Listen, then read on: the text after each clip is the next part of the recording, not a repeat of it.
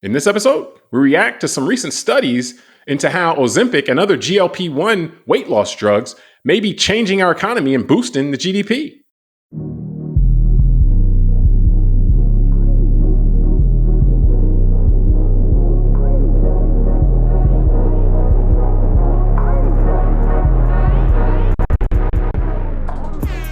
Hello, welcome to the Call Like I See It podcast.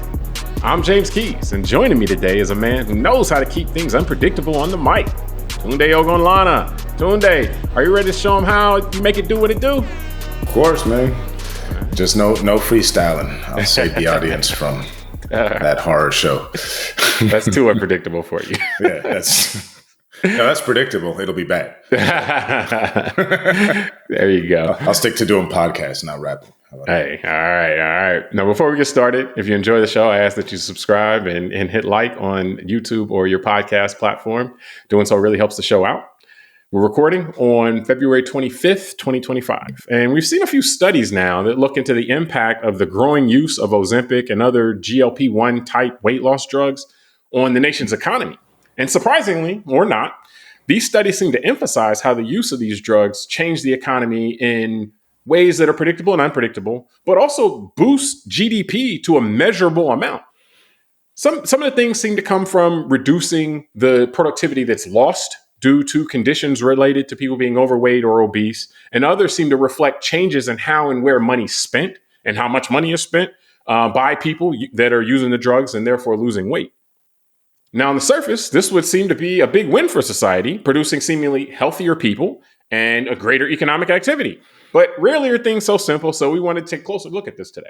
So to get us started, Tunde, what do you make of these studies that have been looking into how Ozempic and the other GLP-1 type weight loss drugs may be a boost for the country's GDP and also creating different winners and losers in the economy? Yeah, I find it actually very interesting. I would say this, because as a professional, I own a small wealth management and financial planning firm. So my mind is already baked into kind of the capital markets and the financial ecosystem that we all deal with in that way. So on the surface, my first thought was, okay, I guess maybe so many Americans will be on this that maybe, the companies do well, the stock market goes up, or at least their stocks go up, and it has this kind of bottom line effect on the economy just through kind of that kind of growth in that side of the system, just the healthcare side. But, in reading the studies, I was kind of fascinated with all the different tentacles in society where they predict this is going to go. And then the other part to me, which is actually, I can take my hat off from being a capital markets guy on this one. I was impressed with in some of the interviews and the people interviewed who have gone through these transformational changes, losing like 100 pounds over, let's say a 2-year period or something. Like the emotional benefits and kind of the lifestyle benefits, the ability to do more active things with family. So, to me, it was like a good reminder of not just the financial end of, can this help out, the economy or all that, but it's more like, could we just be happier Americans if people are healthier? And I don't want to make this about the weight, so to speak, but the ability to lose the kind of weight that some of these people are losing really does change their lifestyle and allows them to be more social and be present with their families and loved ones. Let me jump in real quick, because that's the thing that stuck out to me, but I'd say it a different way. Like, it's more of the way that these drugs work that seems to be creating a lot of these changes that you're talking about. Like, these drugs seem to change how people's brains, or the signals that these people's brains are responding to, And so, as opposed to like the people talk about the elimination of food noise and they want to get out more. They want to, like instead of doing, taking a vacation where they just go and it's focused on eating and stuff like that. They want to take a vacation with their kids and go hiking and stuff like that. Like it's the drugs seem to spontaneously change the way people are processing what they want to do in life and how they like the things that they enjoy and so forth. And so the weight loss seems to be a side effect of that. And it's so further in this change in how people's minds are processing what they want to do, their desires and so forth. One of the side effects is weight loss. Another one of the side effects is a change in their consumption habits. And also the side effect of the weight loss is you may lose less sick days, and so forth. Which, again, these are things that have been measured And we'll have, these studies and some of the discussions on these studies in the show notes. So to me, the story here actually is that there's something more happening. And this has been talked about in terms of whether these drugs, may help with people with depression or may help people with other conditions as well. People get to stop gambling compulsively or stop smoking or things like that. There've been, we've seen things about that, but it really seems to be the root of this seems to be that taking these, this glucagon-like peptide, which is then communicating with your body and all this other stuff, seems to change your mindset, which creates changes in your weight, which therefore may create changes in days lost to productivity. So I think we're seeing a cascade here that is just something to keep an eye on, because, and then where the money's being spent. I actually sent this to you for that reason, because you're talking about, I'm like, oh yeah, Tunde's always looking at what companies are going to be the winners and losers of societal trends. I was like, oh, maybe he needs to take a look at this just in case. I don't know if this is overstated or what, but so I definitely, I'm happy that you started off with your financial, kind of mindset hat on. And took us through that, because do we invest more in gyms, now or something? Well, here's the interesting thing. So there's a couple actually from something you said. I wrote down this note: industry creates addiction to satisfy the goal of growth. Because as you were talking about the food, and as people, the depression, the things like that, it's kind of like the way tobacco was, before we found out that the companies knew what, that they were making a addictive product. And then also, I'm thinking of even like we've done the shows on social media about the addiction of the brain. Well, no, but just sugar, remember? And then the processed food. We've done shows on how, they got chemists in there, making these processed foods so that they hit your brain a certain way and make you want more and more and more. Well, and that's where because I'm going to get to a quote from one of the articles that we're citing here.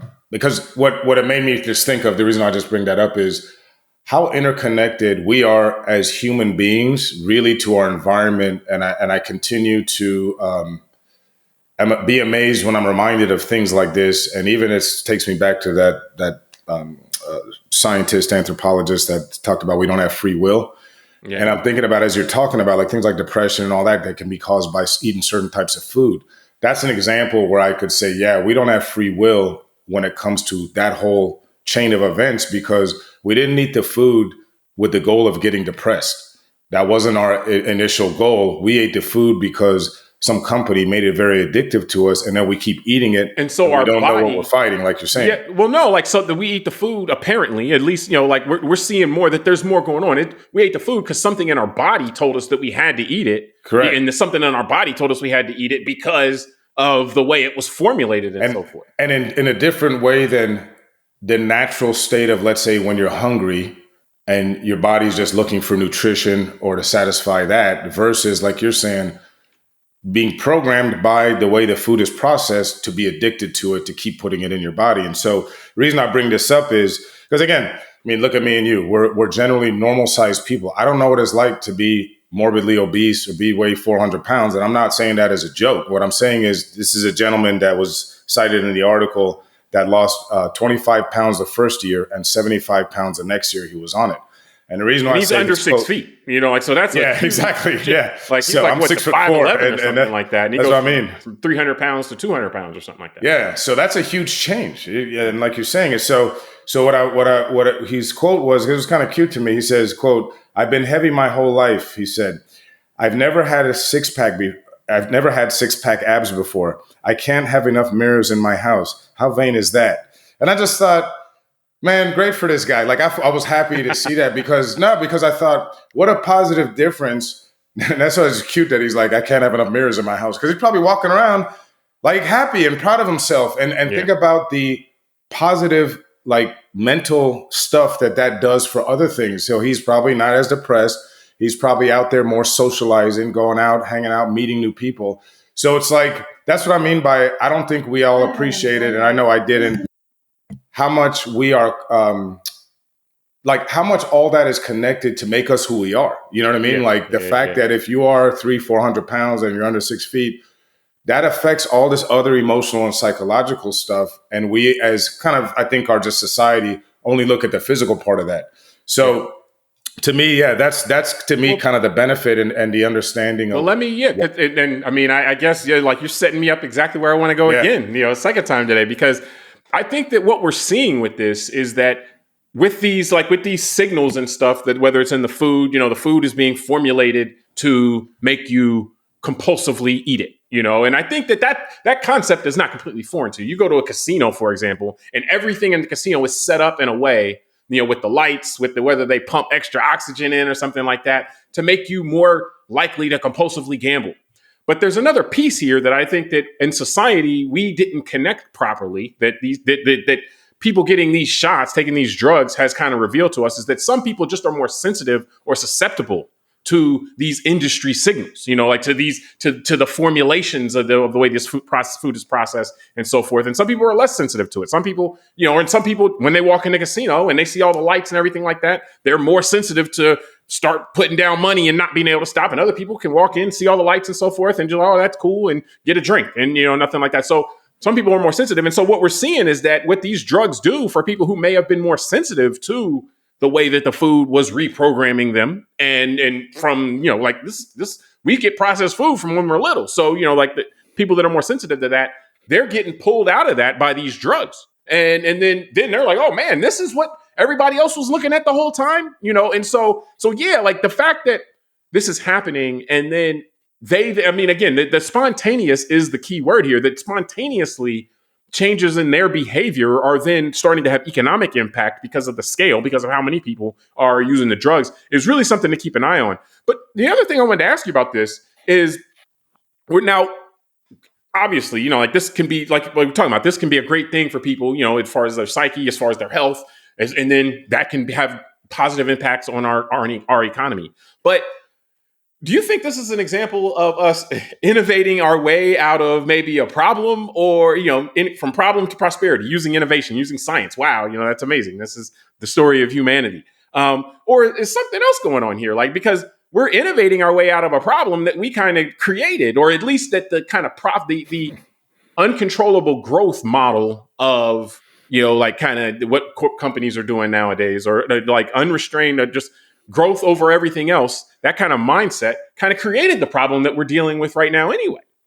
Yeah, I think that's a very good question. And so there's several moving pieces here, because one of the things that I think we need to do first is cite some of the GDP stuff that we saw in the discussion, because I was surprised to see that, I'll quote here just from the Goldman Sachs study. Not only that the healthcare breakthroughs could lift GDP by 1% over the next few years and all that, but also the description of how the current state of obesity hurts our economy. So I'll quote the article here. Obesity-related disease and illness have shown about a 3% per capita about a 3% from per capita output. Yeah. And then and it shaves more than 1% from total output. So per capita would be per person, and total is the actual country. And so and then it's higher per capita than it is overall, just because everybody doesn't fall into that category. So if a third of the people do, then that's how it'll take that chunk out of the economy as a whole. Yeah, and part of it is the people that are more obese don't participate in the overall economy like the rest of us do. This guy talks about going hiking and going to the gym and all that. So remember, that money we spend when we go to these things and do recreational stuff outdoors and all that, that's all flowing through the system, that velocity of money. And then the other is the amount of people that I think they said about 2% of work days in the United States, or people miss about 2% of work due to chronic obesity, I'm not saying this is a joke, not because they're obese and they can't get to work or something like that, but it's because of the health issues that come about from being obese and all the different ways that can happen. So that's what I want to say is, it's interesting to understand that our current state in America of our general health situation is a drag on our economy. It's costing us money. Yeah. Correct. So part of what I thought, James, was, again, could this be an argument for more subsidized healthcare from the federal government, meaning as an actual economic engine, and maybe not to everybody and all that, but the people targeted that may be obese and all that. My point is, I never looked at it that way, that supporting more preventative care and all that from the top down, and not having it always have to be tied to growth, could actually be an economic benefit. Now, your question about growth, and then I want to hand it back here, is yes, I do think that in the United States, the reason why we have an issue with our healthcare system and the health insurers and the denial of claims, and why the public reacted to that Luigi kid assassinating the CEO of United Healthcare in a way that seemed very positive for something that we would all assume is a pretty negative event, which is assassinating a man on a street, in the public, is because we all have this relationship with the healthcare system that is not really helping us prevent things. It's only there to suck money out of the system and to deal with us when we're really sick. And so if this helps us as a country move forward from be healthier, great. But I think, and this is where I want to pass it back, it's sad to me, and that's why I want to mind your opinion of, why is it that these solutions only come when it's profitable to some industry or some companies, and we don't seem to be able to solve kind of things for the greater good just because we want to make people healthier? Well, it's the same mentality, this kind of growth at all costs mentality that leads us to kind of our climate crisis, that leads us to all, it's the same thing. Like, if the answer is restraint, then we're not buying, our mentality in our society. And this is, how we're marketed to and so forth. There's not more money to be made if restraint is the answer, or if doing less, or trying to not spend as much here or something like that. If that's the answer, then, that's incompatible with our current cultural values, which is, I think, a negative. I'm going to start at the beginning, though, where you had talked about, how seeing the productivity that's lost due to, the condition of whether it'll be obesity or things like that.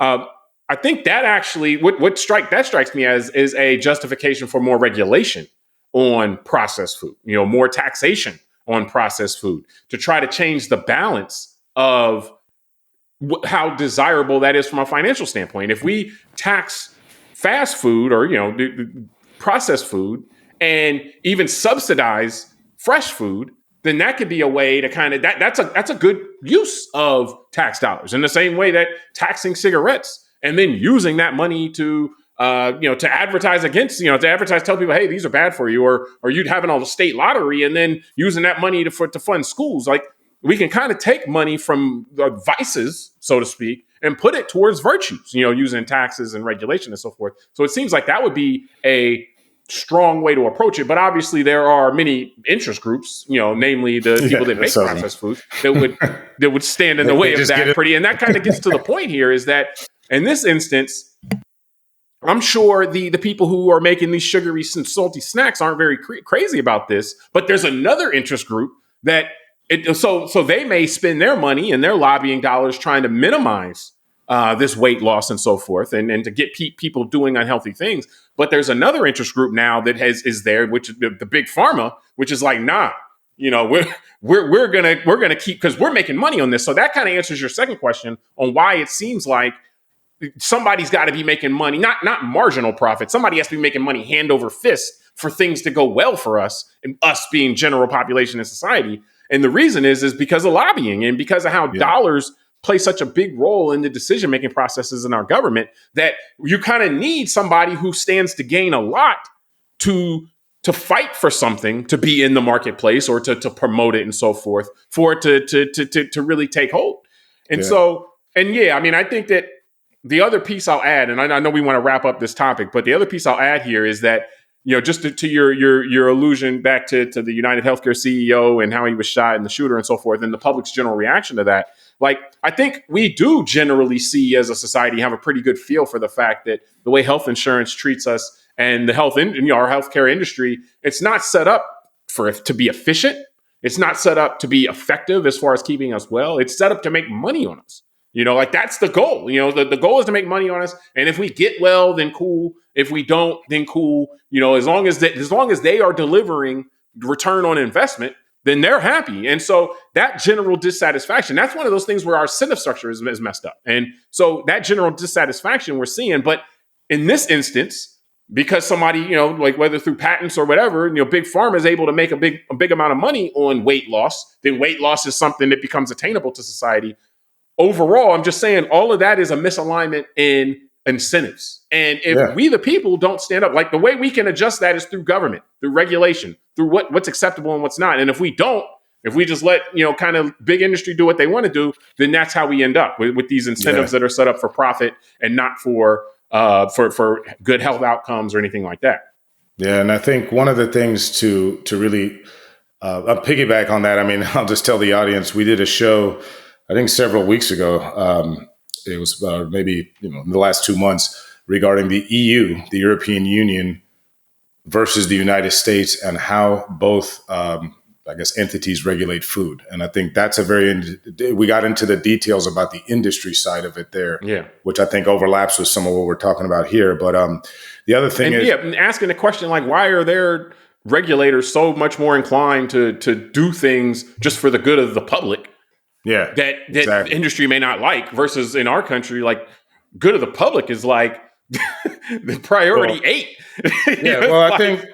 I mean, look, that's why for people, they can go listen to that show about the detail. But what I want to end on here is this kind of circulates around the kind of relationship between industry and government here in America, and how a lot of things we've benefited a lot from some of these partnerships. And I think what's interesting in this first 30 days of the new administration, we're learning a lot because of the way things are being handled. And so one of the things that was in the Goldman study says, this is a section of the study that says AI might provide a major lift to healthcare. And I'll quote here: advances in computational biology, the arrival of big data in healthcare, and a greater understanding of human genomics may also provide a major lift to the U.S. economy. And what I realized when I'm reading that, because I remember the beginning in the 90s when we really started figuring out the human genome and all that, and not we like me and you, but the society. I remember all that started first with government research. Yeah. Right. I mean, there's places, DARPA, all these advanced laboratories that are within the bowels of the government, these different agencies, whether it be defense or NIH, things like that. And what we learned earlier in the past month, as we saw the administration cutting a lot of funding just immediately, grants, research, things like that, and also not allowing scientists to communicate with each other across agencies like the CDC and the NIH. Or the bigger one to me is no more grants and communication with universities that receive grants for research.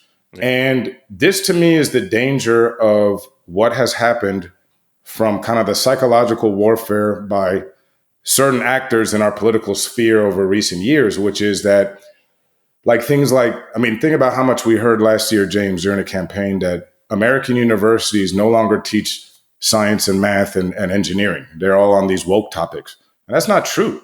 This is what we're learning now with the dismantling of a lot of this stuff, that no, billions of dollars a year actually go to American universities where students are studying and professors are teaching these topics of researching science and all these things about our bodies and how we get better, and do all this. And my concern is, as these systems get broken, number one, because remember, the U.S. government spends the money on researching or spends the money on grants to the universities. And number two, then once they're proven to be effective, goes to your world, they go to the private sector and they get patented. Yeah. And then the private industry actually makes money and companies go public and all that. So if you dismantle this part of the private public sector relationship of the research, you're going to, in the long run, end up hurting the economic output that is then generated.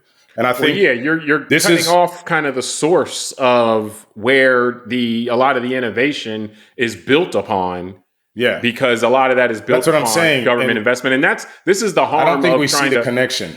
No, but this is the harm of trying to run a government like a business. That's nonsensical, because you run a government like a business has to generate a return on investment quickly. They have to justify the spending that they're doing relatively quickly. Like, we don't go to space at all if we're going to run the government like a business. You can't just sink money into some space project for decades and not even have a clear way where you're going to make money on that. So the idea of this is the or subsidize the a private company like SpaceX, right? Yeah, I mean, to the $15 billion. That's our tax dollars so that Elon Musk can blow up rockets. It's not free, right? And that happens, and that type of thing. So now you have the people that are at the top right now trying to cut off that process for the next generation of people. And so that doesn't put us in a better position moving forward. And again, it's in the idea of, well, the government has to justify all these expenditures now, as opposed to what's the government doing? And we've learned that the government should be doing, and it's helpful for society, the government to be putting money in for the things that are going to come in 10 years or 15 years and so forth. And so that's kind of the short-sightedness of it. But honestly, that people don't appreciate that anymore is probably a signal that we need to lose it so that we can then learn to appreciate it. That's again. What I'm saying about the last 30 days of learning. Like, it's wow, that's unfortunate. All this is going on. But I think we can wrap this topic from there. We appreciate everybody for joining us on this episode. We'll have a second part coming out today as well, and we'll talk to you soon.